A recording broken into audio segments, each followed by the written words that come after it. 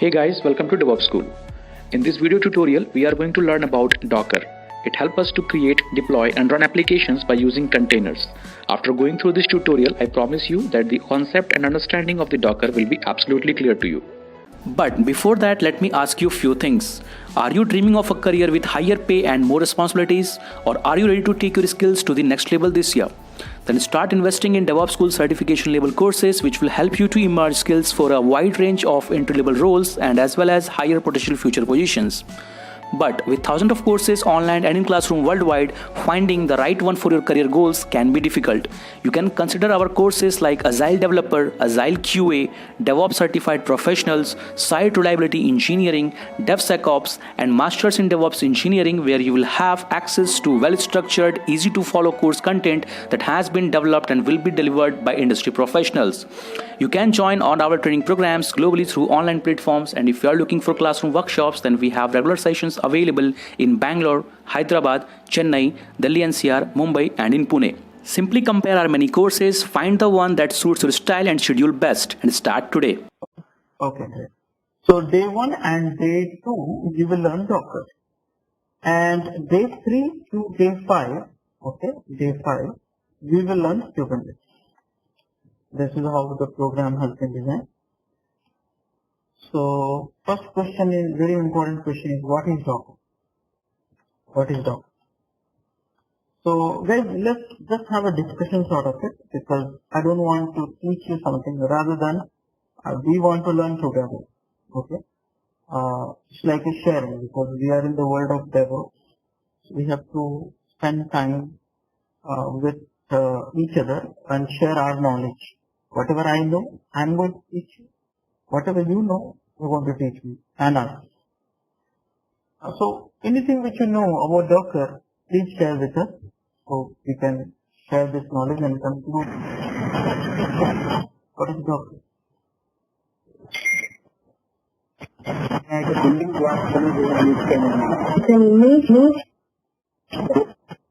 So yeah, Uma, I can make it out.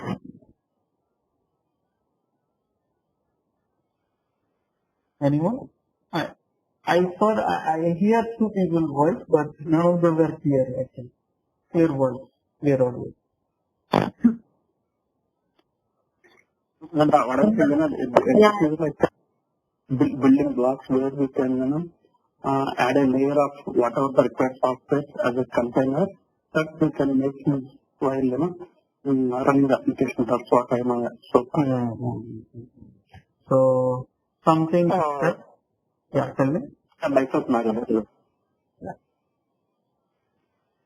Tell me. It's myself, bro. Docker is Docker is a container-based technology where we work with a concept called images and Docker containers, where we deploy our images and we run our code. And we have predefined images and custom-based images, and we store it once at one point it is called Docker in our local, and we take it from the Docker and then deploy it into a Docker container. Right. Something similar. Okay. But I'm a very newbie, so I would say, what is Docker? So I would say, as you suggested, it's a container-based technology. So can I write container management tool? Okay. Tool across platform. Can we write this one? Right. So now we need to understand Docker. When I say Docker, everyone say okay, it's a container management tool. Container for container, to run container, something like that you could say, right? So let's call this as a container management tool and platform. Now what is the tool meaning of it? What is the meaning of tool? So when I go to the textbook and read about the meaning of tool, then I find out a tool is a kind of component using that you can save cost for some specific work, okay? Save cost. Now second thing which we read actually saving time, that is also we do that. So every time in the human history, whenever you use the tool, there is the time. And third thing which we have learned from the definition of tool, improving efficiency. Okay, efficiency means you can do much more things what you've been doing and stuff like that. So improving efficiency, this is a tool, right? When I look at the definition of platform, platform means something like which comes and go. Simple. It's like a railway platform. Comes and go. Something like that. And you can use that object only on that platform. Only on that platform. Okay. For example, platform is something like a railway platform. Some train comes and go, but you can board the train only on the platform. Something like that.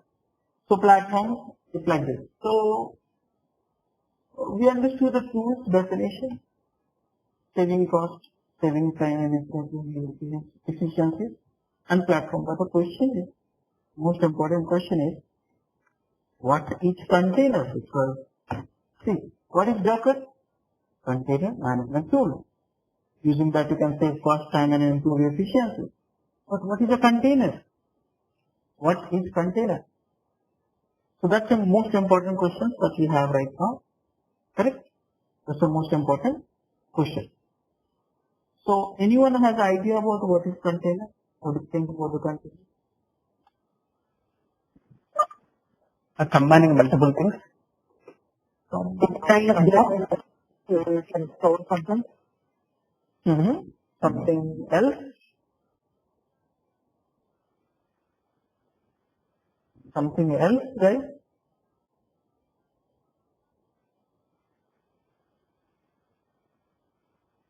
Package of multiple things. Okay. So let's understand in this way. For time being, I will request you all to forget about Docker, forget about the containers. Just remember how can we run app. Understand that? How can we run app in physical machine? Yeah. Physical machine. Okay. Many places I will do the little bit of typo here and there. Please ignore it. So in physical machine. Okay. This is the important questions that we have right now. How can we run app? Now, if I look at this, the anatomy and architecture and stuff like that, typically what we do, little bit of visualization also is good for them. So, typically in the physical machine, like your laptop, right now everyone is handling laptop, right? So, how can we run app? When I say app, means software, application, right? So, typically what we do is, we have a hardware in my laptop, in your laptop. Okay, this is the hardware. On top of it, we have an operating system. Nothing great, you all know. Okay, now operating system we run it. We log in with one specific user. Let's say my name is Rajesh. So I log in with a specific user, Rajesh. This is my user session, okay? And now, I wanted to install Apache, I wanted to run Apache, install Apache. And simple. Nothing great. The question is, we should know what are the things, what are the components needed to run an app. So how can we run an app in the physical machine? You know that. But the question is not that how, but also what are the components needed to run an app. So that's the question I started thinking about it. Hardware means, when I say hardware means CPU, RAM, storage. This I am not discussing yet. But that, if I look at the operating system, there are so many things are there. Because without operating system, you cannot run app. That is for sure. I know that. we also know, you also know that. But the question is, what are the things in operating system we need it? Because in operating system, we have so many things. So what are the things we needed to run app? Forget about the Docker right now and containers. Just focus on this topic. What are the components needed to run app in operating system? Okay. So operating system, that is important. So let's deep dive in operating system. Guys, tell me what we have in operating system. Anyone idea? Operating system. Kernel, shell, Kernel, wonderful. Now what we have in the kernel, we can shell, what we have in the kernel. Now we know that. What we have in the kernel, we know that. Operating system has kernel plus some, and I don't know this, that, and all. But what we have in the kernel? it is the brain of the operating system. Have you got this curiosity? We studied in our second semester actually. You remember? Kernel, It set of instructions to contains drivers to do various functions. Something like Yeah, hardware related. something like this, right? Correct. So many measures have come. So many measures. So guys, kernel has namespace. Okay?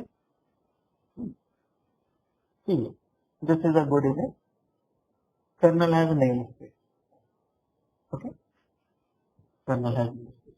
Now, some of the namespaces are, understand that, namespace.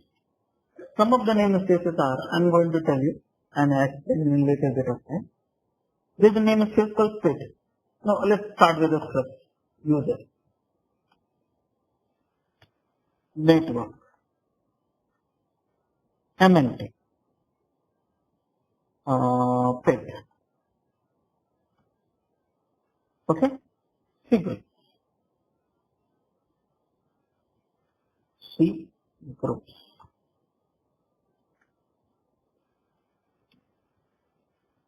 Capability.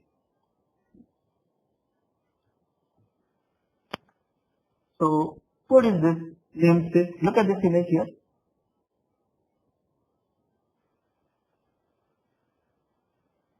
Here, look at it. This is the Linux namespace. Rajesh, we simply lag between what you are saying and what you are showing. So, It's for everyone? It's for everyone? I don't think so. It's fine for me. Because I'm in a home network right now, not on the telephone network, so it should be fine for myself. Even fine for me. Check. fine for me. Yeah. Okay, guys. So now this is the kernel image. You look at this type of kernel image. Net, IPC, secrets, mount, thread, user, CTS. So many types of that. Okay, I'm not covering everything. I'm not teaching you kernel. I'm just bothering about my topic only. Okay. So now, these are the OS.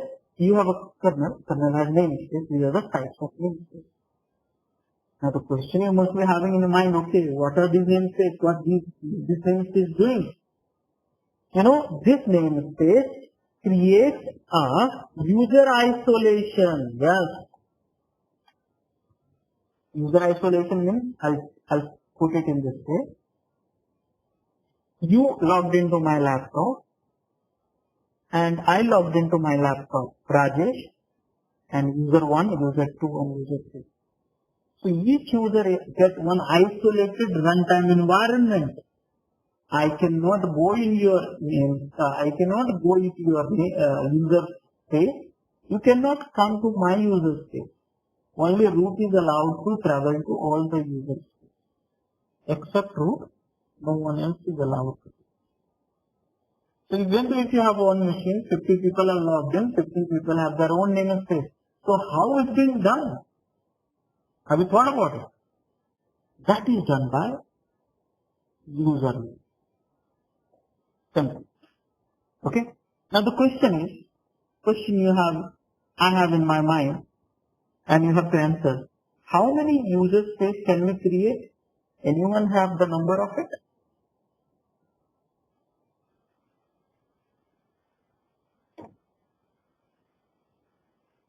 How many?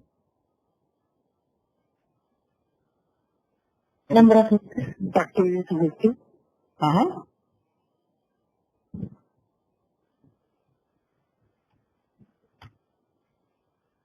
Correct?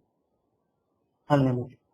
Limitation is only one limitation that we have is as long as we have RAM and CIS, we can keep creating number of users. Okay? Okay. So did you understand the username space, right? Now next question you must be having in your mind. What is network namespace? What is this guy is doing? This is a library, okay? All these are the libraries in API library. All these are API library, but we call it namespace. Okay? So net namespace. So what is the net namespace is doing here? So guys, it will create a network layer to compute. Okay? Network layer. Now the question is, how many network by default you get it in each operating system? I'll put it in this way. Okay? Simplify, because when I say how many network, then you'll say as many you want it. But I'll put it in this way. So that way you will understand. Let's say, can we run 2 Apache on 80 port? Can we run 2 Apache on 80 port? No. In one compute unit? No. So how many networks you get it in one compute unit? 1. Only 1. Yeah. Now guys, MNT. What is MNT? This is a little bit interesting for me also. MNT stands for mount. Okay. Now the question is, what is mount? I am not able to understand. What is mount? I am not able to understand. So let's understand the mount. Okay, guys, there is some sound is coming to me actually. The moment somebody is on speaker. Yeah, someone has put it on speaker. Please do not do that because it's not good. Okay? Yeah. So now the question is, what is MNT? What is MNT? That's the question. What is MNT? So MNT stands for mount. Mount means what? So guys, let's understand this way. Do you know file system? Do you know file system? Yes. What is a file system? Meaning of a file system? Extension 4, extension 3, we have different kind of. No. That's a file extension. I said file system.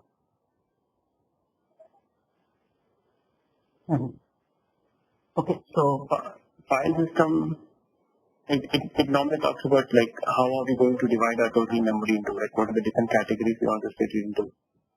Like how much space you want to give for users and how much space you want to give for the logs and libraries. It basically defines that's the storage. Okay. File system typically, when we say typically group of directories and files for certain purpose. Understand that? Very simple definition. You can read the official definition as well on the movie. File system is group of directories and files for certain purpose. That's all. That's called a file system. For example, you must be using Git every day, right? Every day in your day-to-day activities for the coding. Git is nothing but one file system, Git repo. Okay. It's a one file system. But that file system belongs to what? Your application. You made it for your application. So it's like that. Now guys, the concept of file system is like, we have a boot file system. Yeah, boot file system. This is the boot file system. Now, this file system basically it's called kernel related files. The files which you see kernel related. Okay. So this file you can load in the memory. The moment you reboot the system, it gets loaded in the memory. So that's called boot file system. Something like we also call kernel. Can you see the kernel file? No. Typically we will not be able to see that. Okay. Code you can see on the GitHub, but you will not be able to see that during runtime. Okay. So that's called boot file system. See here, there is a very good article, boot file system. You can read it later. Okay. Now, this is the boot file system, which is a kernel file system. But the question is, on top of boot file system, we have a root file. That's the interesting topic. We have a root file. The question is, what is a root file system? So I think I should show you rather than talking, so you get immediate visualization into your memory. So this is a root file system, and see here. Have you seen this somewhere? Have you seen this? This image is attention. Yes? Have you seen this? Yes. Yes. Yeah. So these are the root file systems. Very simple. These are the root file systems. So whenever you log in, you see that. So these are the Linux flavor options. Okay? These are the Linux flavor. Okay. You want to see the root file system for Windows? You can see that. Windows Linux. Windows. Yeah. Put it up. See here. This is the Windows. Left side is Windows, right side is Linux. You can see this is a wonderful image. Okay. Understood? These are the root file systems.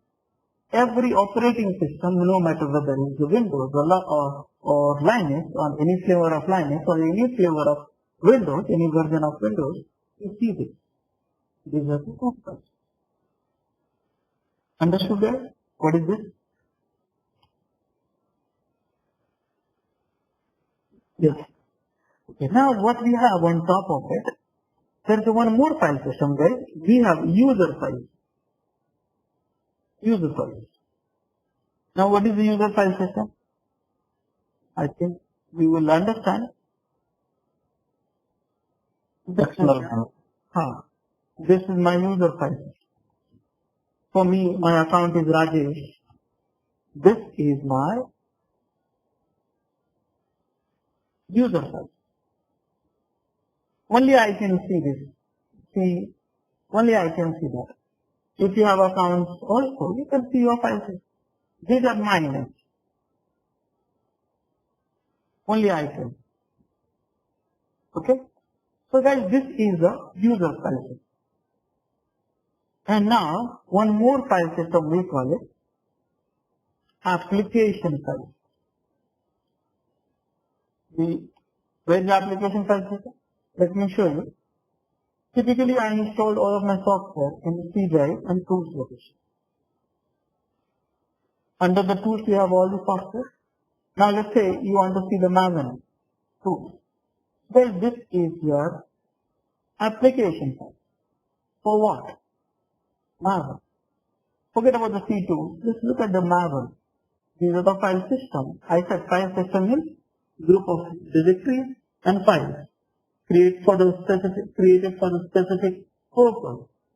This is a user file system. When you see the tree, you can see the tree.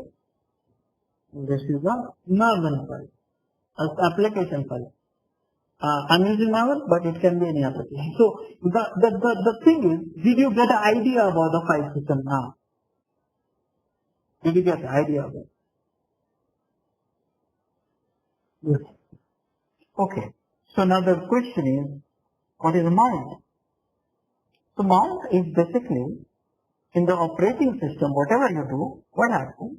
Whenever you do the mount, that means one boot file system, one root file system, and unlimited user file system you get it. But who gets this?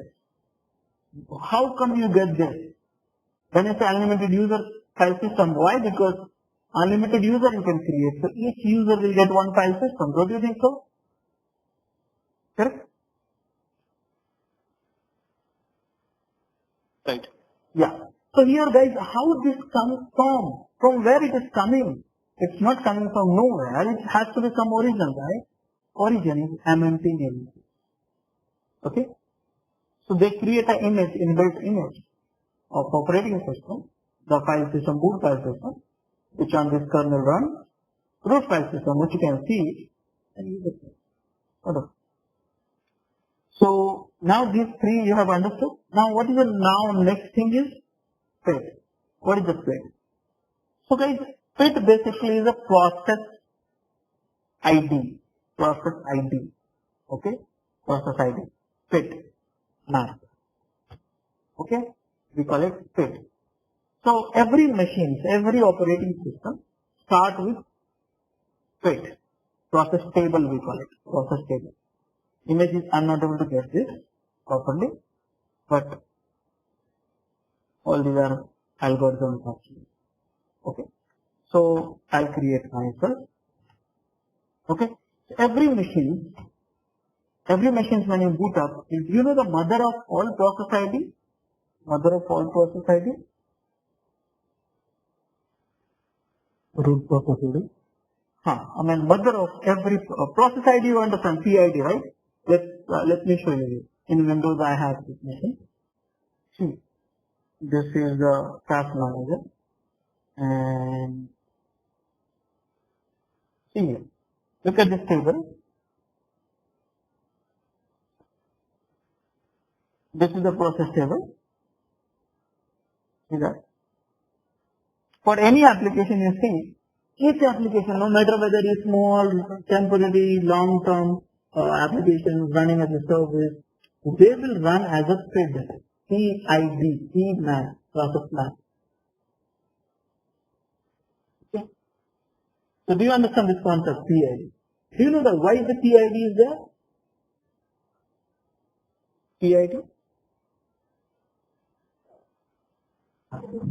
To start and stop the process? No. We understand that's the process, but what exactly is the PID? What is the mother of all PID? What is the mother of PID? All PID? Boot file system. No. The mother of, see guys. Understand this process map, concept of process, that's very important. Every origin of every process has come from the zero. We say no, everything has come from nothing. And that's true. Here zero. Shunya. Correct? Look at this yourself, no? Everything has come from a zero. So what happens? When you reboot the system, this Shunya gets created. And this Shunya runs your kernel. Okay? This zero is running with your kernel. And then after that you get a chain of math. Okay? This is 5, this is that algorithm, I'm not explaining it, but how this is, you see that, this is a branch out, this is called map. Okay? So this can be 5, 7, 9, 5,000, 7,000, just random. So for this, understand this is the process, parent is this one. This is the process ID, parent is this. This is the process, parent is this, and this. So this is called process map. Now you got it?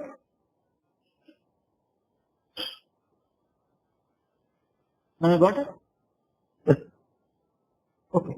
So now guys, have you seen this 2 PID ever in your operating system? 2 same PID ever? No. No. So I think once PID got ready to get the only PID to show that the PID already used. yeah, I'm trying to say, have you ever in your career, have you seen the 2 PID in one system? No, 78 is not. So actually, you should be asking how this PID gets created. So PMAP. So PMAP gets created from the PID namespace. Okay. And how many PID you get it? One PMAP. So that's the reason one PMAP PID. Okay. One PID.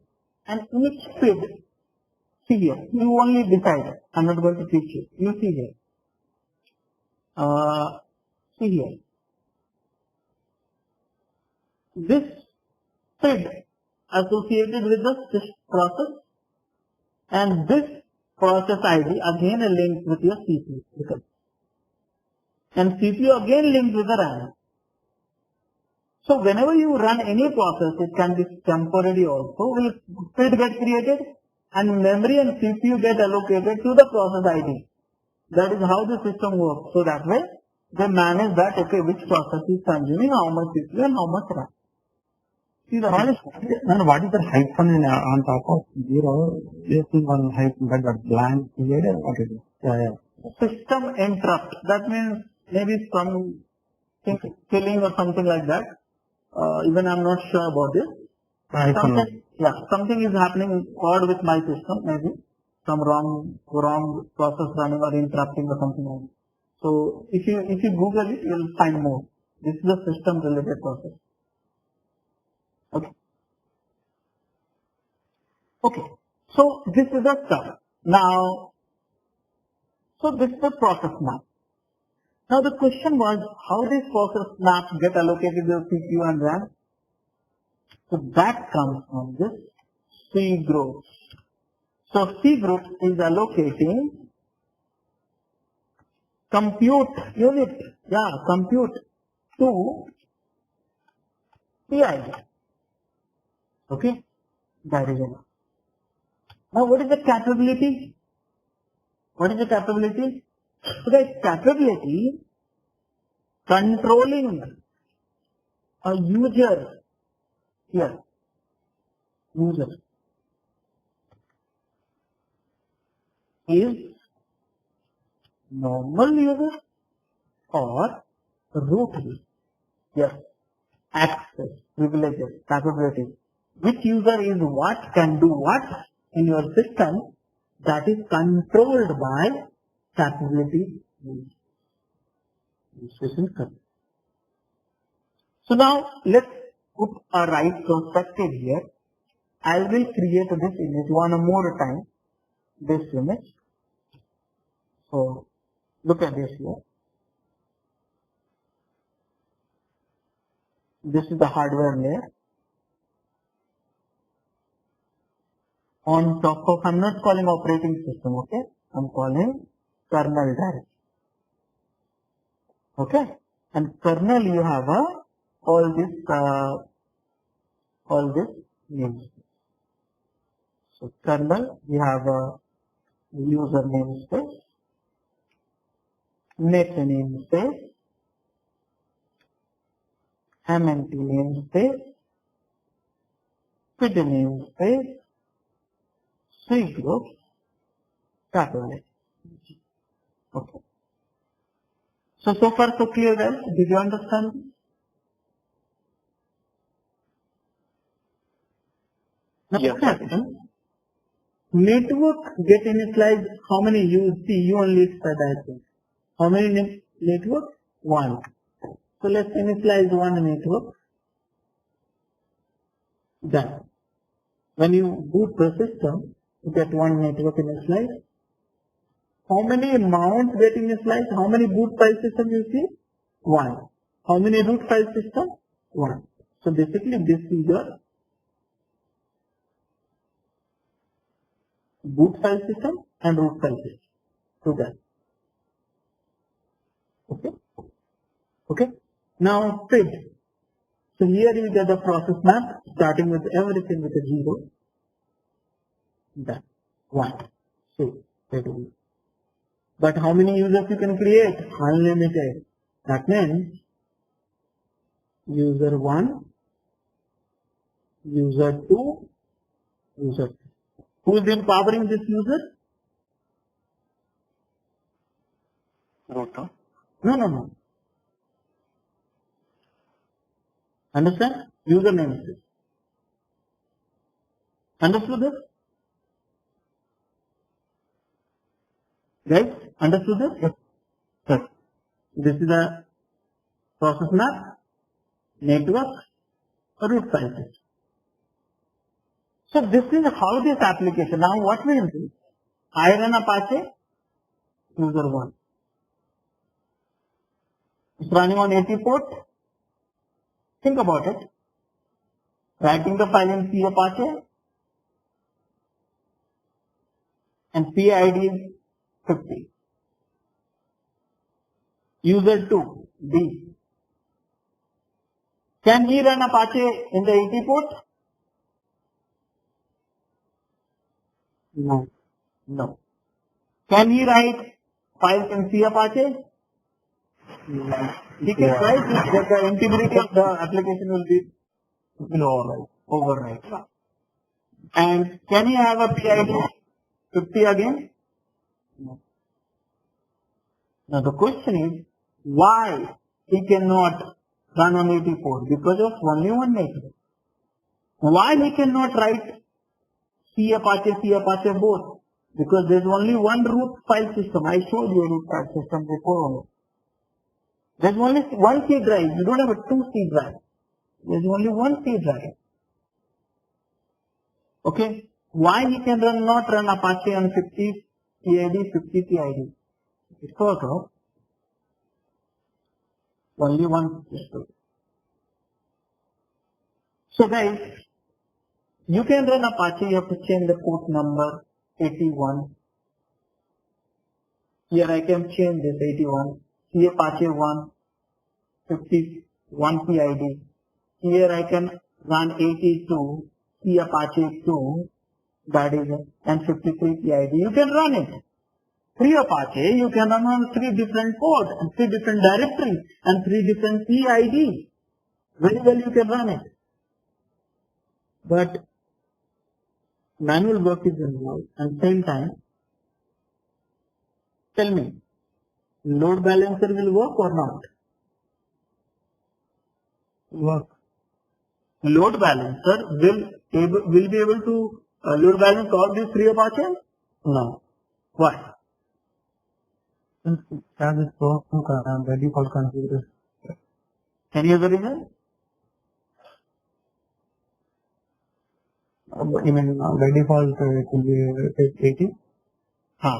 So load balancer, network load balancer always need a same port, different IP address. Here what do we have? Different port, same IP address. Correct now? Yes. So guys, the question was, how can we run app and what are the components needed to run app in operating system? Did you understand this? All things together. Any confusion?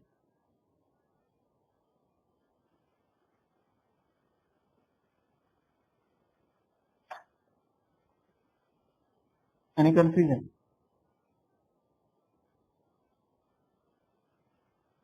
Hello? I think yes. Okay. So now let's move on. Now what you wondering why I'm teaching you all this thing. So now let's understand evolution of running app platform. So earlier we were running application in a physical server. Okay? Physical server. We all know. We all have a laptop, so we understand the physical server. But something was happening. Let's understand in a simple way. So,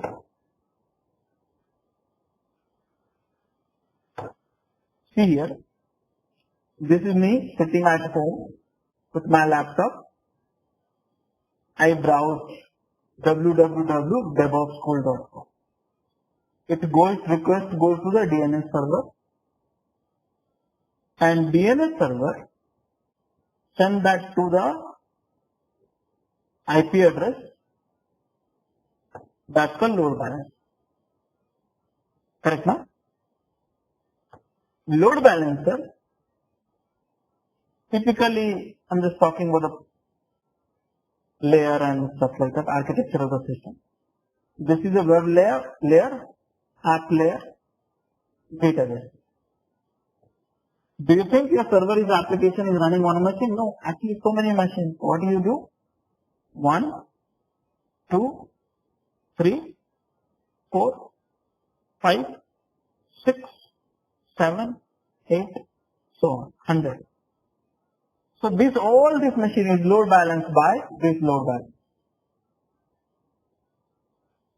Then here also you need a one load balancer to balance the app server.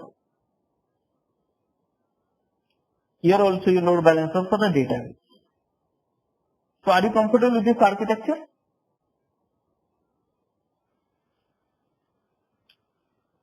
Are you comfortable with this architecture?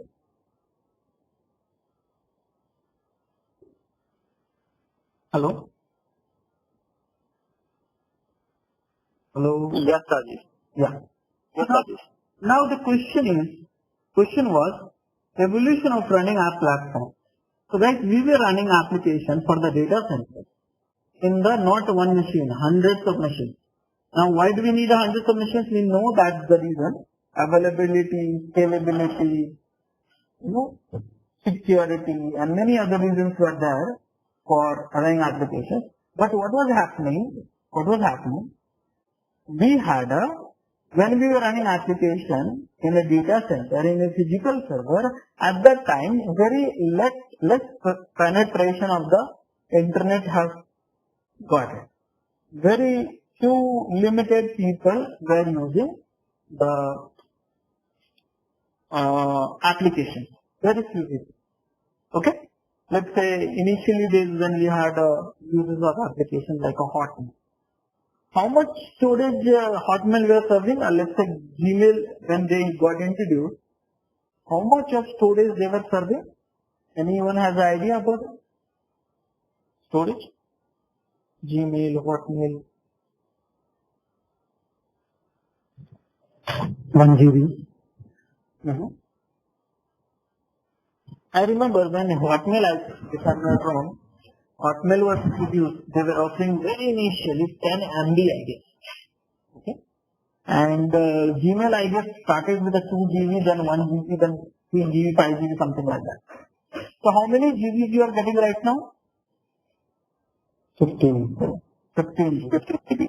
So see guys, migration from 10 MB. You visualize. I cannot help you to visualize. You have to visualize. 10 MB to 15 GB. And all these things is free. Okay? Correct? Sir? They never charge you. They never charge you for LinkedIn, Facebook, Google search, Twitter, Facebook, Instagram, YouTube. So many platforms you use day and night, your banking services. They never charge. So now the organization got one challenge. They said like we cannot, on the internet-based application, we cannot charge that the way Microsoft used to charge. Microsoft, what they used to do? Microsoft used to sell those software in advance. That means you pay in advance, then only you will get the license. I don't care about the software quality and all. You have to pay in advance. But in the internet-based application, what has happened? People were not paying for it. They were paying for only premium services, and organizations were making money based on the ads. So when they were running the data center, just like this one, and typically don't run your data center in 1 or 5 machines. You run hundreds of web servers, hundreds of app servers, correct? Like that. So what used to happen, you only decide. This is a one machine, okay, for your data center. Only one machine. Now, let's say your peak time, let's say 12 o'clock, 12 p.m. and of traffic, okay? And non-peak hours is 12 a.m. in the night. So at that time, you have a 4 GB requirement. And at the peak hours, you have a 16 GB requirement for that machine. So you will buy 4 GB machine or 16 GB machine, you tell me.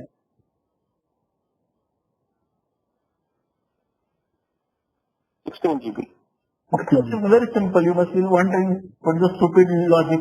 Everyone knows that we'll buy 16 GB only. Right? But when I look at the average usage of my machine, actually it's a 6 GB. Yes. So now you just calculate the losses. You only calculate. 16 GB is 2000 machine of data center. I said you don't run application in one box. Right? You run on multiple 100 boxes. So just you calculate 100 itself and 6 is to 100. That means how much you are wasting? 1600 and 600. So your real use cases on an average is 600 hours, 600 compute unit, whereas you are paying for it 1600 compute unit. A waste of resources. A complete waste of resources. Now, one more thing you must notice that when you want to set up a new hardware, just imagine how much time it will take. I remember I used to work in one of the companies in 2006, and if I request for the new hardware to run applications, I used to wait for at least a month.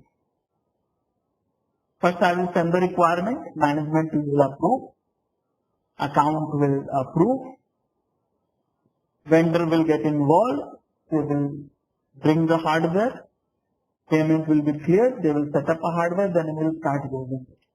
So uptime was like, for me it was a 1 month, but even though if you minimize that, uptime will be minimum 1 day.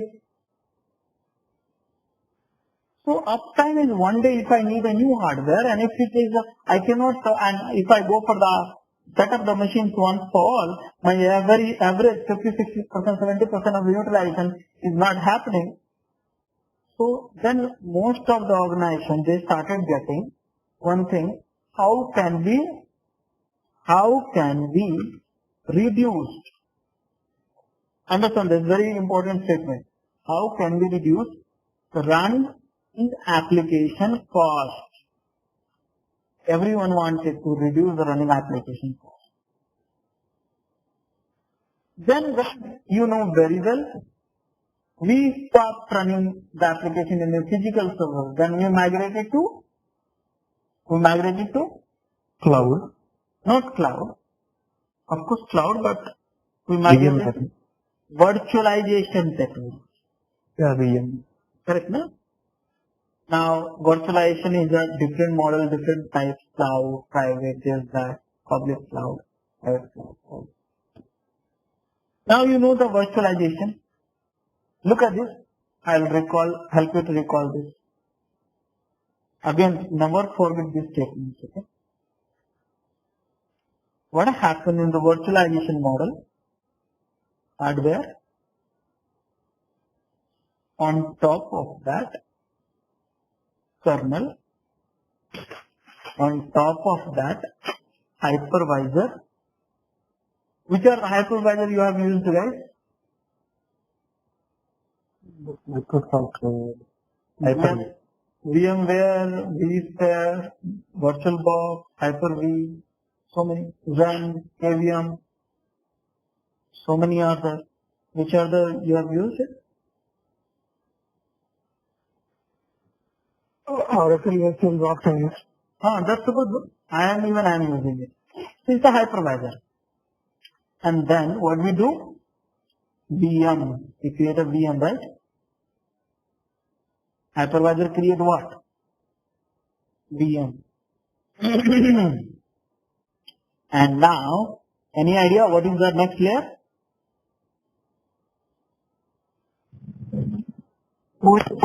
OS, yes. Never forget that OS. See here. And then we create one account. Apache. See, again forget it. When we have OS, then we get something similar.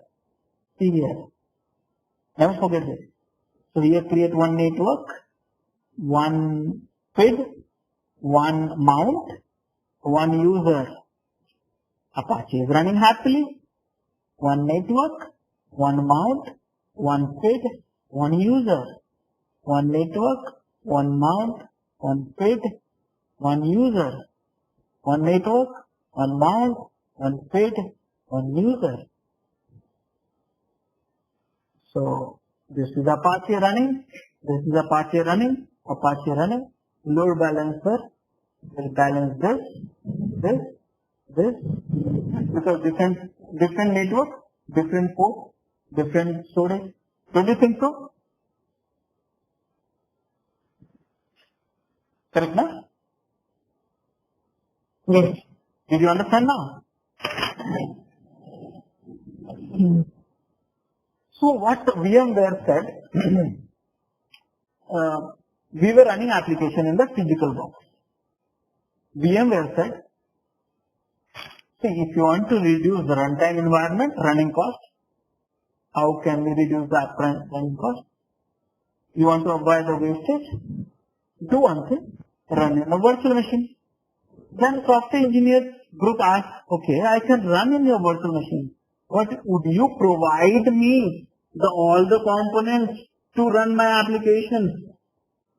Then virtualization company like a VMware said, yes, I will provide you. I will not interfere in your operating system. I will create a virtualization unit of your operating system. And in operating system, you get everything. One network, one mount, one feed, one user space. You can have as many user space also, but right now I am talking about in terms of data centers perspective. So we engineers got happy saying that, okay, good. We are getting the runtime environment,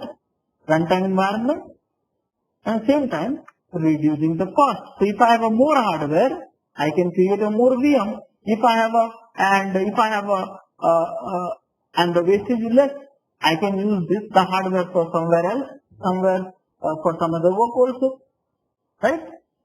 But same time the cloud, evolution of cloud also has happened. Private cloud and public cloud. That means private cloud means all of your organization set up a private cloud. So not you have a 10 machine only for your project. What they have done, these 10 machines they share for 5 projects now. 5 projects now. Okay. So that way they have got the utilization wastage less and runtime environment cost reduced. So guys, this is there from last. So earlier we were running 15 years back. This one from last 20 years back. 15 years from now, if I remember correctly, 15, 17, 18, 20 years let's say, we are running the application of virtualization. And like that. So you all are comfortable so far? Any questions, any doubt?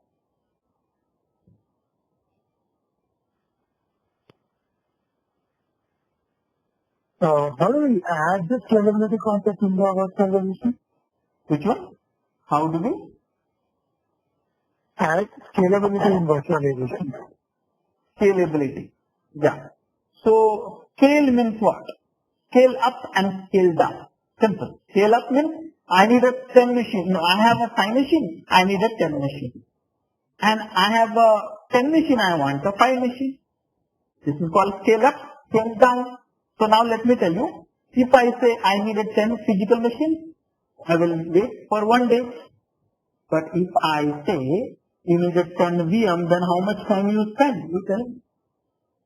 How much time is spent? 5 minutes. Correct? Huh? Correct? That is the scalability. Scale up, scale down. So here, 1 day to scale. 5 minutes to scale. Okay? Because you can create a VM, not a physical machine. Hardware is available. You can create VM in the cloud. Okay? Now, the next question is, see, so my topic is, what is a container? And for that, I am setting up all the background. Now, the question is, what is a container? Guys, nowadays, we got the world of internet to everyone. Everyone. See, I remember earlier we were using Orkut. I used to upload pictures. But now, we are using Facebook. Thousands of pictures we upload. Facebook never complained. Hundreds of videos I upload on my YouTube channel, DevOps School. YouTube never complained. Everything is free. Everything is available for free of cost for everyone. Now, let's give you one more perspective. I think we have lockdown, so we are not using too much of Ola and Uber. But I remember I was using 4-5 months before a lot. So let's say if Ola is not accessible for only 5 seconds. Okay, only 5 seconds. You are the person who live in Make in India and you will use Ola first. And if it's not accessible for 5 minutes, what you will do? 5 seconds, sorry. It will not respond 5 seconds. And at that time, when you are trying, it's a peak hour for your office. That means you have to rush to office. And time, you have a meeting and this, that, and all. You know that all stuff. So what you will do if Ola is not accessible? Uber. Of course, you will go for Uber. Ola is not accessible only for 5 seconds. Immediately what you will do is to Uber. Second day, if it is not accessible, what you will do? Again Uber. Third day, what you will do? Stop going to Ola. You will first go to Uber. And this is the kind of consumer story nowadays. So if that application is not accessible for 1 minute, 1 second, 2 seconds and 5 seconds, you will slowly migrate to some other services. Okay, I'm not talking about the government services because you cannot migrate, but most of the other services which you use, you migrate because you will think, okay, whenever I want it, it's not available. And when available means it can be for some bugs in the software, can be any reason. Now, think about it. We want to run application in 1 second. See how this we are migrating. 1 day to 5 minutes. Now, what is expectations? Our expectations for for running application should be done in 1 second. In 1 second, how many applications you want to run? Thousands of applications. How is it possible? Roll out new version. 1 second. Simple. Roll back. Okay, understand the perspective, okay? 1 second. Is it possible? Roll out means new version. Roll back means that the version which I installed, it's not working. So roll back. So is it possible? Same time, let's say we were running in one physical machine. I'm just giving one number. One physical machine, physical server, we were running one application earlier.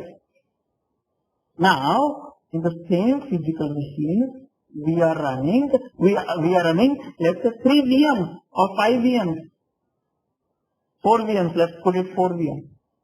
Same physical machine, right? Now, same physical server, I should run apps, okay? And for same physical machine, guys, I should run 10 apps. This is the requirement for today's world. How can that be possible? How can you reduce the application runtime cost, application runtime runtime? How can you reduce cost and time both? Blue-green deployment for the rollout and rollback. But blue-green deployment will cost you more, no? It will cost you more because you have a two setup. ABLB. Right, no? Yeah. So it will double my cost of data. Huh? While deploying, removing the unnecessary things, like if I don't require a particular module, I can remove and directly deploy what I require. But who will decide which is required and what is not? If you look at this in a production server, usually, see, in your laptop you do whatever you want. But if you look at the production server, you don't install junk software, right, which is not needed.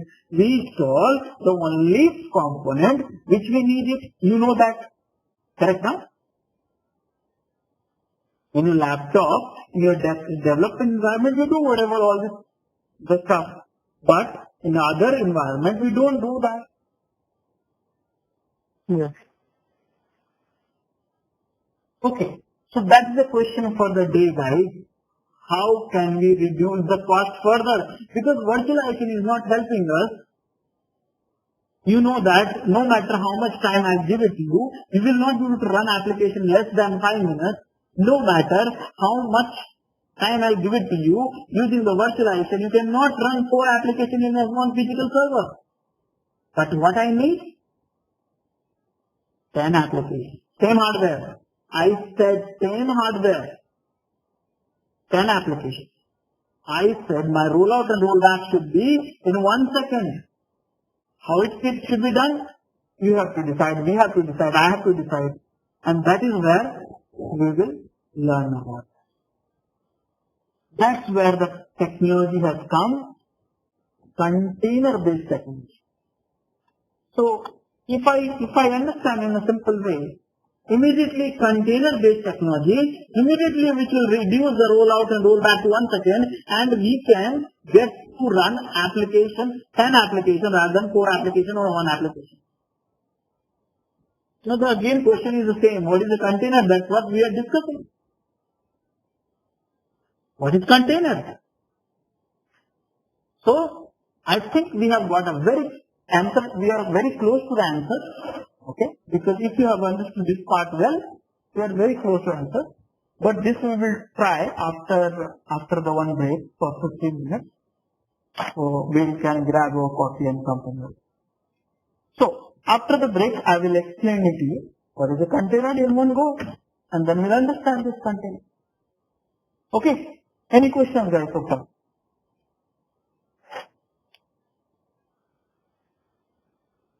Any questions? I have a very basic. Yeah, I have a very basic question actually. What is hypervisor? It's the connection between these OS and kernel. Yeah, hypervisor you are using actually already. If you are using VirtualBox or VMware or something like Hyper-V in Windows, you are using that already. That's called hypervisor. The category name is hypervisor, but typically you name the tool like VMware or something. Okay. Hypervisor is the kind of platform. Again is a platform. See, again is a platform. Okay. But for managing what? Managing not container. Hypervisor is a platform for managing virtual machine. Make sense? Okay. Yeah. Thank you. Okay, guys. If you liked our Docker session so far, please enroll our general membership for $399 plan to get access of all the parts. Along with that, you can access our other tutorials such as Docker, Ansible, Jenkins, Terraform, Splunk, AWS, Azure, and various other DevOps related premium tutorials with our channel membership.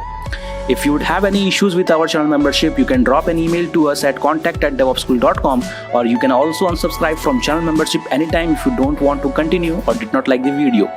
To get our channel membership, click onto the join button, select the $399 plan and grow your skills immensely. Please be kind enough to like it, and you can comment any of your doubts and queries. We will reply to them at the earliest.